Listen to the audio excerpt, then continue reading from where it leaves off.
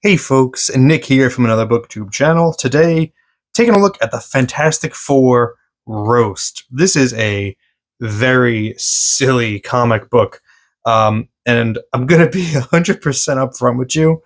I think it kind of sucks. I think this is a kind of comic book that sucks, but the people who are aware of it and the people that bought it off the newsstand or from their store when it first came out probably have a fondness for it. Because it is like there's something charming about it. But as far as parody goes, as far as a parody comic goes, it's really not very good. Like it's done by Fred Hembeck, who's known for his parody comics, and this is the first one of his that I've looked at. And I mean, his sense of humor, it's really like thuddingly unfunny. You know, typically what you would do is you would take a character, you would take something about them that is a little bit exaggerated, and you would exaggerate it even more. You know, you push the parody, you push the character into parody territories by having them do something very silly with their powers, and that doesn't really happen in Fantastic Four Roast. Instead, all we kind of really get are our characters standing up and telling really, really bad jokes, like so terribly unfunny that I wonder if that was itself the point to just be unfunny, so that it's a parody of itself. Like, is that what it was going for? I don't know. Let's take a look at it because it's still kind of interesting, uh, even though I really wasn't a huge fan of it. So this is Story and Layouts by Fred Hembeck. So I guess all the pages, he's writing it, and I guess he's determining what it's going to look like. But the actual art is done by almost everybody. So this is a pretty much everyone that was working at Marvel at the time in 1982, contributing a page here and there. Some of these artists I am able to identify just by their style. None of the pages are signed or anything. So this is where my ignorance of early 80s Marvel is going to kind of come through. So feel free to play along in the comments. If you see a page that you know who, or you think you know who did the art on it, the pencils or the inks, leave it in the comments. Let's play this game together.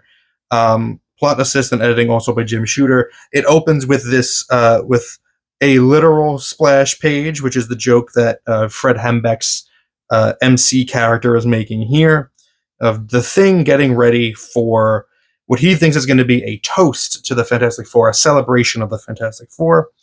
I don't know who did this page. It doesn't look like John Byrne's Thing to me.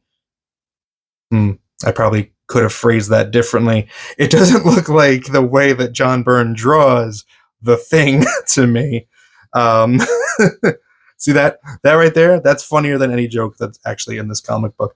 But this is definitely a John Byrne page, because that's a John Byrne face. The FF are getting ready for this celebration, and they're hoping that they're going to see all of their old friends there, like the Miracle Man. Was it Miracle Man? No, the Impossible Man, their Mailman, the Yancey Street Gang, and just like a bunch of other like random characters that probably have gone by the wayside by 1982. And this page here is kind of an indicator of why this comic doesn't really work for me, because with a few exceptions, every panel and every camera angle is just this super flat medium shot that's like either waist high or shoulder high, and just like flat and boring. And the characters aren't being pushed to do anything funny, like visually. There's a lot of standing around and characters just kind of talking at the camera, and that's just not how you make a funny parody comic. Like Mad Magazine, every inch of the panel has jokes in it, and even if you look at like the cover here, the cartooning is fun, but it's just a bunch of characters standing around. Like, they're not doing anything. Like, have them do something. Have there be jokes in just the way that things are presented. The issue, I think, they have non-funny artists doing pages in a parody book. So here's a Michael Golden page, and it looks great. It's a little, honestly, it probably looks great in the original art size, blown up, because it does get a little bit muddy when you reduce it. But even just you could just see the Michael Golden like detail, like it looks really solid. But this is a parody comic, and it's been 3 pages, and nobody's done anything funny. So that's a problem when you're trying to make a funny book. The Fantastic Four get to the celebration and find out that it's not a toast, it's a roast. So all these superhero friends are going to get up there, and some supervillain friends are going to get up and make some jabs at the FF. First up is Spider-Man. Oh, you know what? Do I know who drew this page? Can I tell? Those faces kind of look familiar. Oh, it's escaping me. I can't tell. Let me know if you know this one. This one, I believe, is John Romita Jr., because I think he was doing Spider-Man at this time, and I think that kind of Sandman, that looks like John Romita's Sandman to me. Spider-Man's first up. He makes some jokes at the Human Torch. I guess they're their old frenemies. And this is the types of jokes that this book has in spades. So this is what Spider-Man says as far as his bit. Working with the Torch, a situation I've blundered into an embarrassing number of times, is like having a bad case of heartburn. All over your body. They say some like it hot, but this boy likes it scalding. I want to tell you, when the Torch has money to burn, he has money to burn. You understand what I'm saying? like fire jokes, like burn jokes, because he's the Torch guy. Like, yeah, so that's what I'm talking about here. Just not funny. The Human Torch is given a sandwich that turns out to be Sandman, which maybe could be considered funny. But Sandman's there, and look at this spread, and look at how completely flat everything is.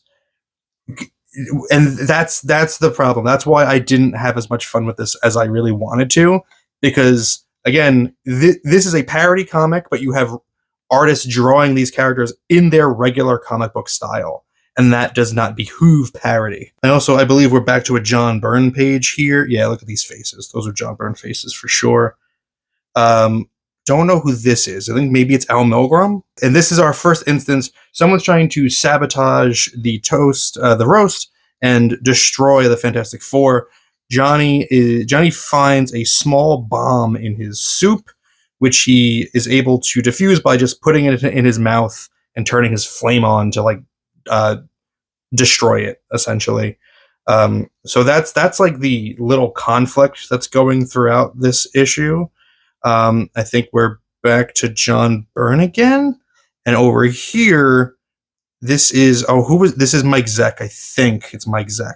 Captain America gets up, and there's no jokes here. He just talks about how Reed Richards and the Thing are really old. And like, that's it. That's the joke. But again, you just have normal Captain America. Like, he doesn't look funny at all. Nothing's happening. The only cartoony character is Fred Hembeck, who draws himself in there. This is the closest I got to a laugh. So Iron Man goes up there, and this is Bob Layton, by the way. But he goes up there, and he starts flirting with Sue for some reason. I guess he's Tony Stark womanizer, whatever. And he keeps saying, it's a crime that a face and form as lovely as yours should ever have to turn invisible. Yada yada. And then there's a voice off panel that says, "Stop, you mustn't talk of Susan like that." And then it's Namor the Submariner crashing in saying, "I'll talk of Susan like that." That's a little bit funny, just, given the history of the character. But that's really it. That's like the closest thing I got to a good joke. You have some kind of dynamic panel here, but again, super flat angle, just like a figure drawing. Nothing really interesting. This is the closest thing you get to like an interesting pose, I think, is coming in at that diagonal. But again, just waist high, shoulder high, waist high. Boring. I I'm trying to put myself in the mind space of a child in 1982 picking this up. Like some of these jokes, I mean, are stale even for a baby. The Hulk goes up there, he bombs, but then he threatens the audience and they laugh. Um, Another threat comes in, like this mind control device thing in Sue's salad, but she turns it invisible, and then Ben eats it, not even knowing that it's there. Mr. Fantastic is trying not to draw any attention to the fact that they're being attacked because he doesn't want the night to be ruined. And in the meanwhile, we have in the background this shadowy figure who's he's the one that's responsible for like all these threats. And obviously, there's going to be a big reveal at the end. Luke Cage and Iron Fist, they get into an argument because Luke Cage is doing all the speaking and Iron Fist wants to talk. Again, not funny. Not sure who was drawing these at this time. We have the Avengers who come up there, and they basically give a just recap of the FF origin. So again, no jokes there. And then we have this spread here of Thor and the Watcher. And on these 2 pages, there's like 4 different bald jokes. The Thor makes fun of the Thing for being bald, and then the Silver Surfer, who is dressed like who has like a vaudeville hat and cane, is making fun of the Watcher for being bald. There's a lot of bald discrimination on display, which, as a bald man myself, I find reprehensible. We get a Frank Miller Daredevil, which looks pretty good, and I think that's inked by Klaus Janson as well. Daredevil tells a story about Johnny Storm trying to impress a girl at a gas station and turning his flame on, which that's a good opportunity for a big like gag explosion, like a Looney Tunes style, light the cigar explodes. But this is just all it kind of looks like after the explosion. Like, what happened? Like, what actually happened here that's funny? Anything? Did anything happen? I don't think so. I'm going back because I think I missed something. Oh yeah, in this panel here, the X-Men are eating with Wolverine, and Cyclops thinks at least he's not eating with his claws. And here's the thing: this is a parody comic. Have him eat with his claws. Like, that's a funny thing to do in a joke comic book. You take the character who has a special power, and then they use that power for something silly. Like, have him eat with his claws. Do it. That's what's funny. The X-Men are now up. They're doing their roast, and they're just being mean. And Johnny calls them out for it, and they say that, oh, Magneto was controlling our minds. Sorry about that.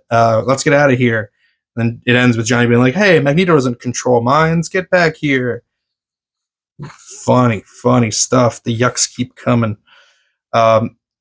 This page is everyone is just a joke about how Doctor Strange goes on and on for an eternity, and then eternity shows up, and then they leave together. Another threat, there's a little pea shooter in Reed's chicken, and he gets shot in the mouth with this, but he just like uses his rubbery skin to brace the bullets.